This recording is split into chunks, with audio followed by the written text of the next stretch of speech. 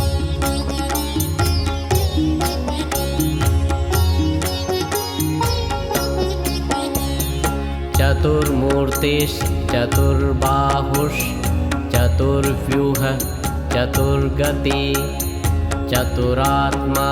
चतुर्भावश्चतुर्वेद विदेकपात् समावर्तो निवृत्तात्मा दुर्जयो दुरतिक्रमः दुर्लभो दुर्गमो दुर्गो दुरावासो दुरारिः शुभांगो लोकसारंगः सुतन्तुस्तन्तुवर्धनः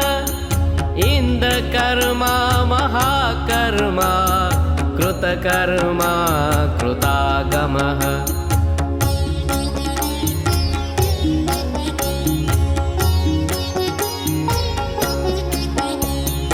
उद्भव सुंदर सुंदो रत्ननाभ सुलोचनः अर्को वाजसन शृंगी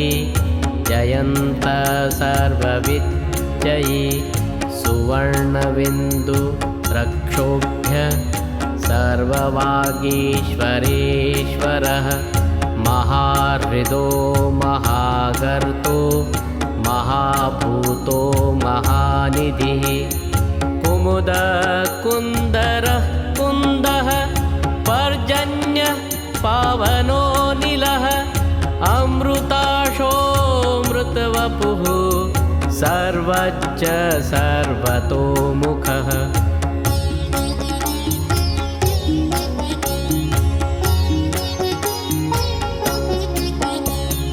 सुलभ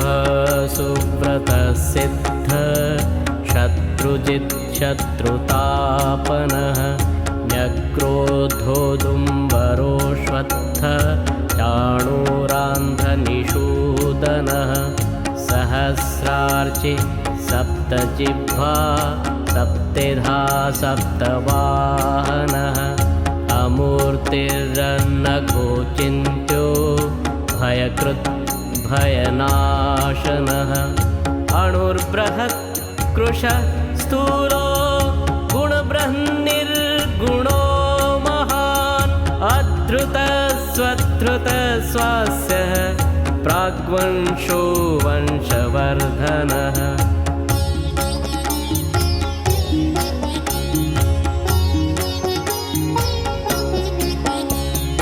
भारभृत् कथितो योगी योगीश सर्वकामदः आश्रम श्रमणक्षाम सुपर्णो वायुवाहनः धनुर्धरो धनुर्वेदो दण्डो दमयितादमः अपराजितः सर्वसहो नियन्ता नियमो यमः सत्त्ववान् सात्विक सत्य सत्यधर्म परायणः अभिप्राय प्रियार्होर्हः प्रियकृत् प्रीतिवर्धनः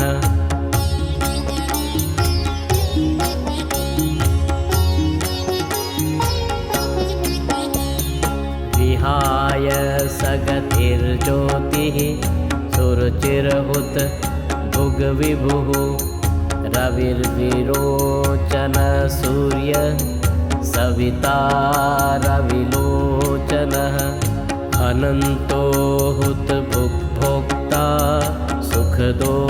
नैकजोग्रजः अनिर्विण्ण सदामर्षि लोकाधिष्ठानमद्भुतः सनातनतमः कपिलः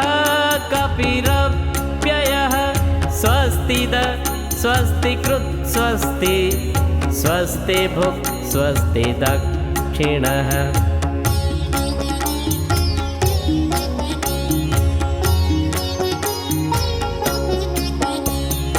अरोद्रः कुण्डली चक्रे विक्रम्योर्जितशासनः शब्दादिग शब्दसः शिशिरः सर्वरीकरः अक्रूरः पेशलो दक्षो दक्षिणक्षमिणां वरः विद्वत्तमो वीतभयः पुण्यश्रमणकीर्तनः उत्तारणो दुष्कृतिः पुण्यो दुःस्वप्ननाशनः वीरः रक्षणसन्तो जीवनपर्यवस्थितः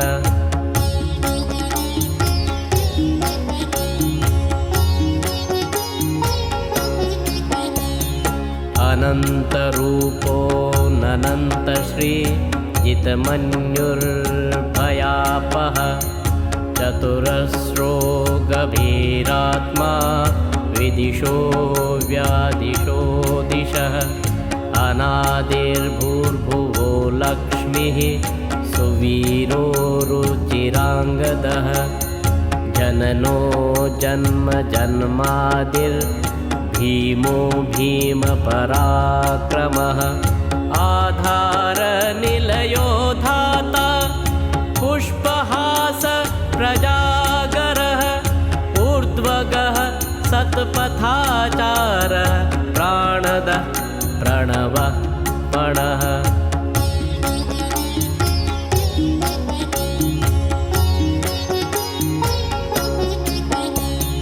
प्रमाणं प्राणनिलयः प्राणभृत् प्राणजीवनः तत्त्वं तत्त्वविदेकात्मा जन्ममृत्युजरातिगः भूर्भुवस्वतरुस्तारः सविता प्रपितामहः यज्जो यज्जपतिर्यज्वा यज्जाङ्गो यज्जवाहनः यज्जभृत्यज्जकृत्यज्जि यज्जभुत्यज्जसाधनः यज्जान्तकृतयज्गुह्यम् अन्नम् अन्नादयेव च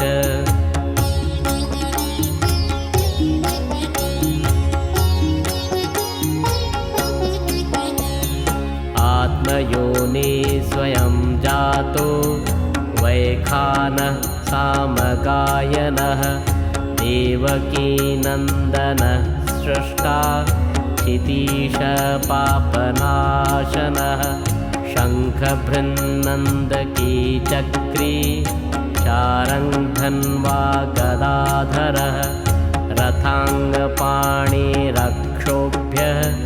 सर्वप्रहरणायुधः दुर्गाण्यतितरत्याशु पुरुषः पुरुषोत्तमं स्तुवन्नाम सहस्रेण नित्यं भक्तिसमन्वितः नित्यं भक्तिसमन्वितः नित्यं भक्तिसमन्वितः